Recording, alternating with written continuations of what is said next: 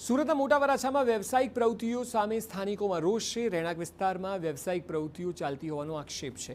ભક્તિનંદન સેક્ટરમાં ધર્મનંદન પ્રી સ્કૂલનો સ્થાનિકો દ્વારા વિરોધ કરાયો।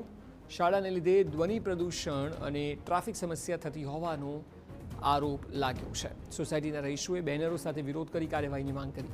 અનેક રજૂઆતો છતાં ગેરકાયદે શાળા ધમધમતી હોવાનો લોકોનો દાવો છે। ગેરકાયદે શાળા અંગે કોઈ પગલાં ન લેવાઈ રહ્યા હોવાનો સ્થાનિકોનો આક્ષેપ છે।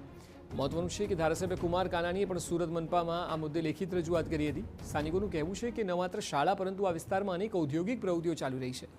સોસાયટીના અન્ય મકાનમાં સાડીનો વ્યવસાય પણ ધમધમી રહ્યો છે। સ્થાનિકોનો એવો આરોપ છે કે આ અંગે કલેક્ટર, મનપા, સીએમઓમાં પણ લેખિત અને ઓનલાઈન ફરિયાદ કરવામાં આવી છે, પરંતુ કોઈ નિરાકરણ નથી આવી રહ્યું। ત્યારે રહેણાંક વિસ્તારોમાં વ્યવસાયિક એકમો બંધ થાય તેવી માંગ છે।